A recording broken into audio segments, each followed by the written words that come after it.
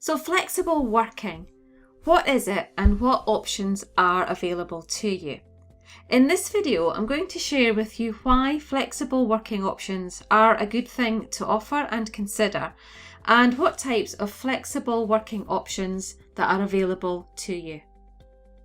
What is flexible working? Well, flexible working is defined as working arrangements which allow employees to vary the amount, timing or location of their work, usually to the mutual benefit of the individual and organisation. So why is offering flexible working to those struggling with menopause symptoms a good idea for the workplace? Let's begin by understanding how menopause symptoms can affect an organisation like yours. So menopause symptoms can reduce engagement with work. They can cause a reduction in job satisfaction. They can cause a reduction to commitment to an organisation. And there can be higher sickness absence as well. And added to that, there is an increased desire to leave the workplace altogether. Then there's also the impact of menopause on the economic participation. And that includes evidence to suggest that menopause symptoms have a negative effect on time management, emotional resilience, ability to complete tasks effectively, and can cause lower productivity. So what is the cost of replacing leavers then that are affected by their menopause symptoms? Well, as far back as 2014, the HR magazine revealed that replacing leavers cost in the region of £30,000, including direct recruitment costs, as well as those less tangible elements of bringing a new member of the team up to speed through induction and onboarding so that they can reach the required level of performance. Now, bearing in mind a woman going through menopause may well be a senior member of staff, which means, and this depends upon the complexity of your organisation and their level of seniority, onboarding their replacement could take you many months. Based on a survey of women over the age of 50 across the UK, and looking specifically at behaviours of women aged 50 to 64 from the core menopause age group, new report findings reveal that the impact doesn't stop there. With over 370,000 working women in the UK aged between 50 and 64 admitting they have left or considered leaving their career because dealing with the symptoms in the workplace of their menopause is much too difficult. The menopause is currently costing the UK economy millions. That's happening every single year because employers don't yet quite fully understand the impact that menopause can have on their organisation. The 2017 UK government report provides a very conservative estimate, assuming that 174,200 women will experience severe symptoms, which will then have an effect on their ability to work. The absence of these women, aged between 50 and 54, cost the economy at least 7.3 million in absence-related cost.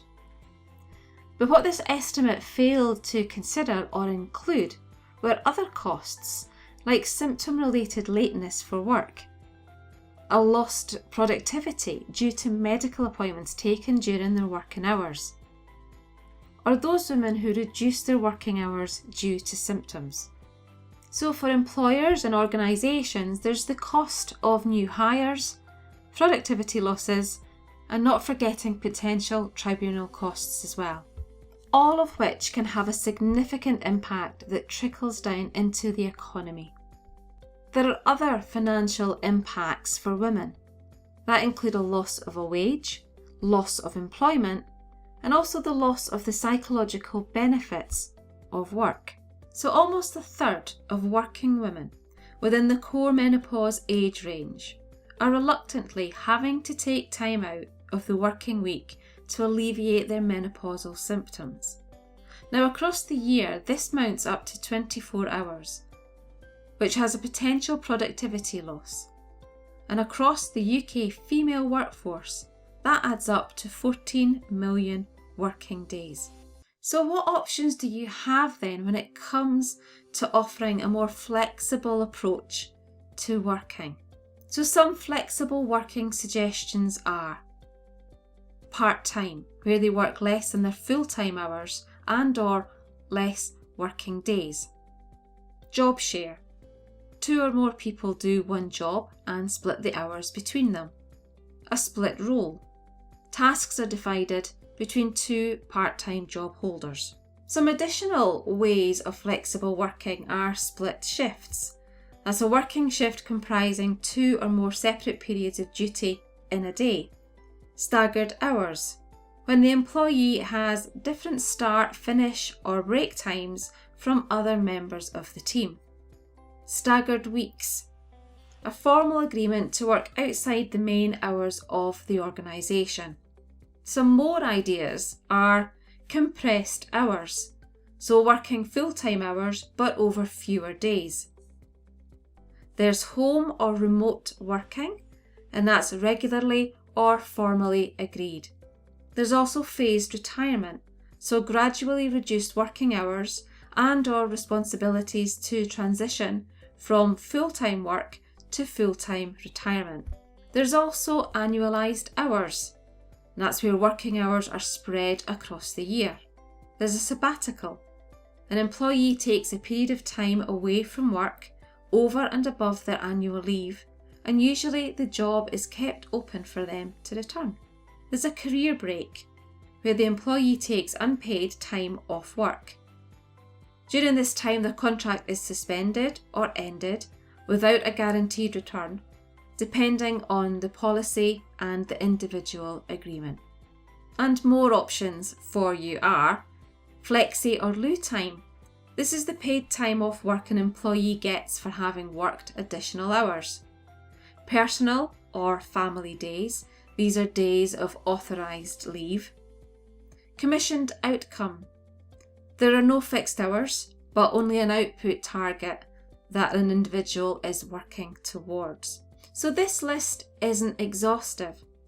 Some other examples are employees working together to manage rotas and where and when it works best for them, swapping their shifts.